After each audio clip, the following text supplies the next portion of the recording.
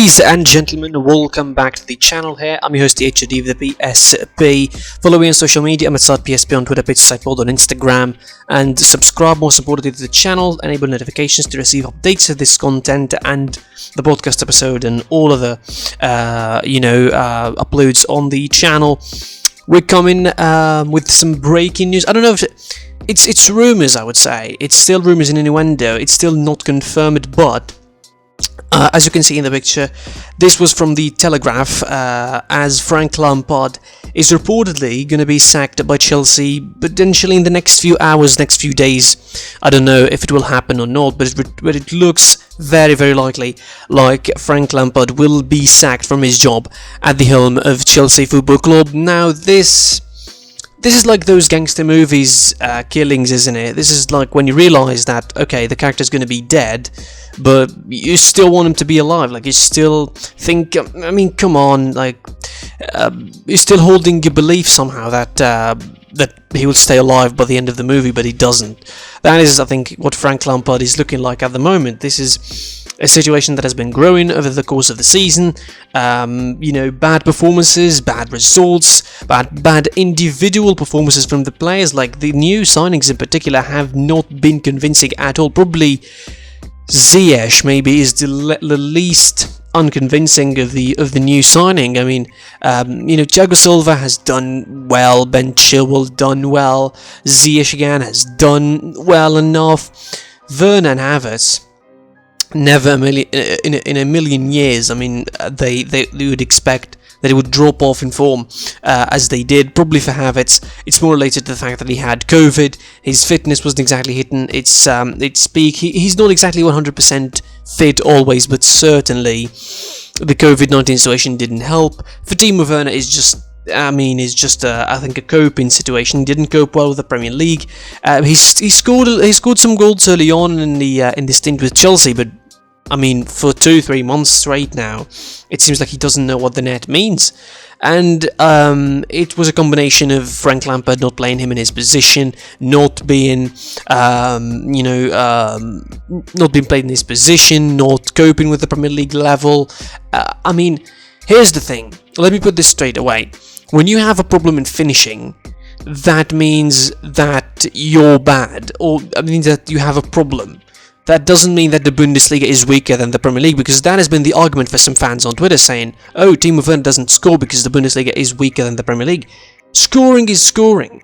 When there's the same goal sizes, the same, same standards for the pitches from the Premier League and the Bundesliga. What is that? Yes, maybe it will be less competitive, but maybe it will be less competitive in the Bundesliga, that is, and more competitive in the Premier League and more demanding in the Premier League, yes, but as far as finishing is still the same. You can score goals in both leagues. The goal is the same, the net is the same. So this argument of the Bundesliga being a farmers' league, that's why Werner can score, is pretty BS for me. Now, let's face it. Again, the new signings haven't been that impressive. Werner and Havertz in particular.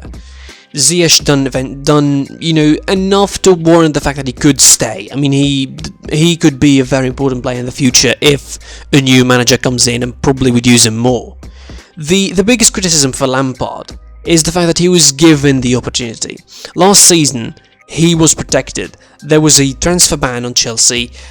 Pretty much they lost their best player in Eden Hazard to Real Madrid, and they had to continue the season and carry on without him. And they managed to do really, really well. Like, having a top 4 spot, going to the Champions League, having a decent season. I mean, drastically and definitely better than the season that they have at the moment. With young players, with Abraham and Reece James and, homegrown talent and Mason Mount coming from Derby County, the teacher's pet pretty much for Frank Lampard, even accusing Frank Lampard of being, slightly biased in favour of Mason Mount playing at the club. I mean, the joke is now that Mason Mount is never dropped to the side. And why would you drop him? Because he adds a lot of dynamic to the club. He adds a lot of movement. He is a player that is direct. I like direct players. That is how I like my football. I like direct players who have these incentive runs, who have these incisive runs just straight at the box and try to score and try to make things happen. And that is what Mason Mount is for Chelsea. He is a player that gives you directness. And while the other players might have other profiles, you need that direct player. So I'm dismissing that kind of favoritism. I don't think it's favoritism. I think it's Frank Lampard realizing the plan that he wants to have in the game and trying to go with it. So, as I mentioned, I don't want to drift away from the point.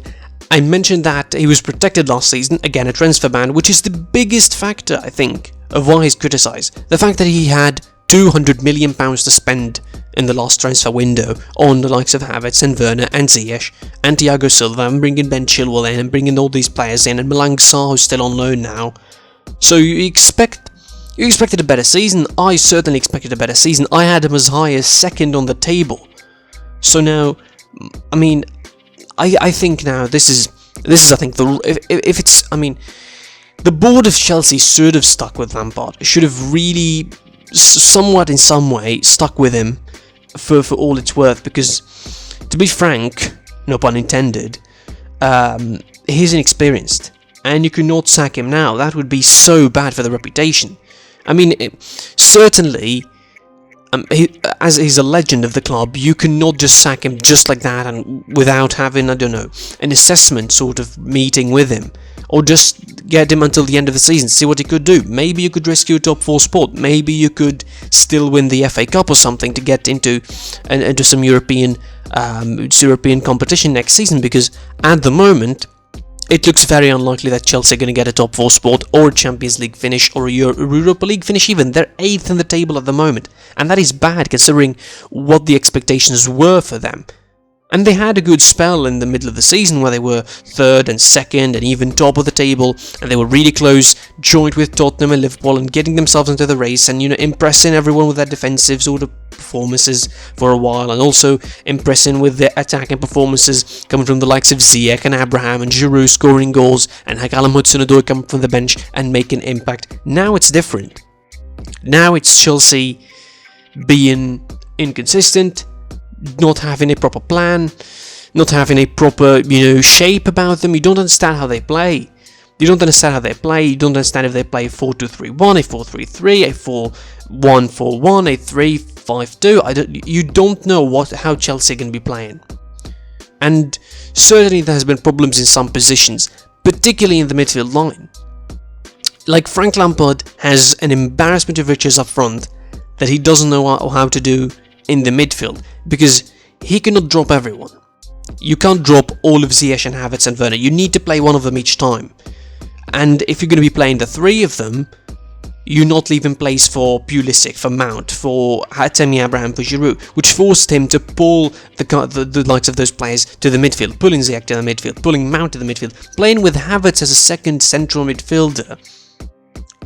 Sometimes that doesn't work. That just doesn't work. One other, you know, criticism for him is the fact that he's been too critical of his players, and, you know, I mean, at the same time, too critical for some, and having some favoritism towards others, which, in my opinion, doesn't make sense, but somehow it is something, and it is a real reason for why the board has been probably fed up with him. The fallout has been, you know, particularly after the game against Man City, where they lost 3-1 with an embarrassing performance, to be fair. Easily could have been 6 or 7. The fallout, I think, of that game was pretty heavy for Frank Lampard. The names that have been taken, the rumour mill, and they've been making the rounds in the club: Thomas Tuchel, Massimiliano Allegri, Ralph Hasenhüttl. Even Andrei Shevchenko was considered for the job, was rumoured to be someone nominated for the job. Yes, that's an out left field kind of suggestion, but he still is a nomination. I mean, Lampard's future at the club is not just not guaranteed, but he could go out of the club from the from the back door, figuratively speaking. He could go out from the club, I mean, covered in anything else but glory. Seriously, anything else but glory, anything else but greatness. He will be covered in something that I don't want to mention.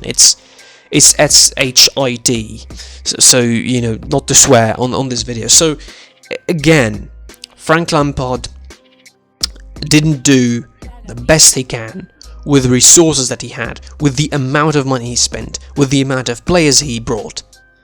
eventually the players who are doing his bidding on the pitch were Edward Mendy, was brought in for £25 million, 25 million euros that is, as a replacement for Kepa, who, I mean, is one of the reasons as well that Chelsea have been performing bad for the last couple of months of last season and also the early month of this season.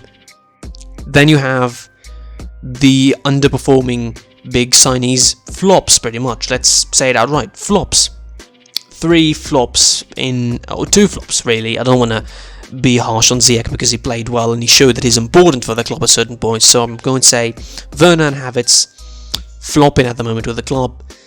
And, you know, if Roman Abramovich isn't patient enough, and from all reports it looks that he's not patient enough, he will be sacked by the next 24 hours maybe. And who knows who they can bring. Thomas Tuchel seems to be the prime contender. He doesn't have a job at the moment. Massimiliano Allegri seems to be the, you know, strongest contender because of his character, because of his winner, you know, mentality and all of that. So you want to have a coach who can win you trophies and who can bring you actual results and can be pragmatic. Frank Lampard isn't pragmatic. He's, you know, he's waiting on a project that looks like that it won't take place and it won't happen because the board is not patient. And certainly when I'm saying the board again, I'm saying Roman Abramovich, because he's the one not patient. He sacked Jose Mourinho twice. That is Jose Mourinho we're talking about. He sacked him twice from Chelsea. So you can imagine how he's going to be doing for Frank Lampard, who relatively has nowhere near the experience of Jose Mourinho, nowhere near the experience of the likes of Maurizio Sarri before him, of Antonio Conte before him. Like, people are trying to compare him to Roberto Di Matteo. Roberto Di Matteo won a Champions League and the Europa League. Were they much? I'm not going to say worse, because Frank Lampard was in that club that Roberto Di Matteo won the Champions League and the Europa League with. So I'm going to be saying an overall more average team than the team that won the team that is at the moment under Frank Lampard's command.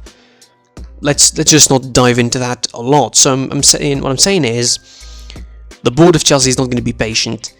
It looks very likely that he's going to be sacked by the next 24 to 48 hours if reports to be believed. And if that happens, again, it will be a sad ending, because you see it coming. It's a dramatic foreshadowing at its absolute finest. You see this one coming. You see this one from a miles away coming, but somehow you cannot help to save it.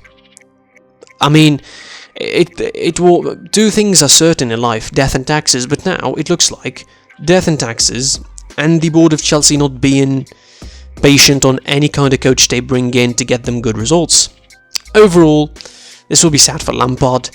He should have stayed at Derby a little bit longer. Maybe try to learn the craft a little bit more. Maybe start as an assistant manager with Chelsea, with somehow more experienced coach. Get the trade going. Do like John Terry at Aston Villa. He's assistant coach. Certainly, he's going to transition to a full-time coach. That is almost guaranteed by this point. Maybe he will be considered for the job. Who knows that? Maybe they will, replace the Chelsea legend with another Chelsea legend. We'll see what's going on, see what's happened. So that's it from me.